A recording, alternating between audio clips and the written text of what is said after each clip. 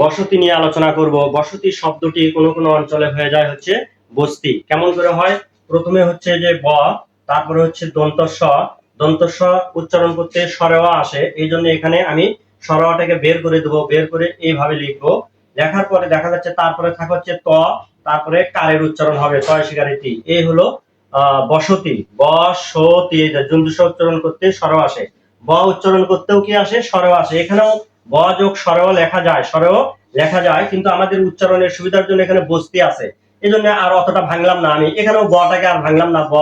তারপরে হচ্ছে আসবে হচ্ছে, যেহেতু এখান থেকে বের হয়ে গেছে, বের হয়ে যাওয়া মানে কি তখন আর এর সাথে সরেও আর লেখা যাবে না। এই যে দেখেন, এইটা চলে গেছে, ওই অঞ্চলে গিয়ে এখানে উচ্চারণ হচ্ছে বসতি, ওই অঞ্চলে গিয়ে উচ্চারণ হচ্ছে বস্তি।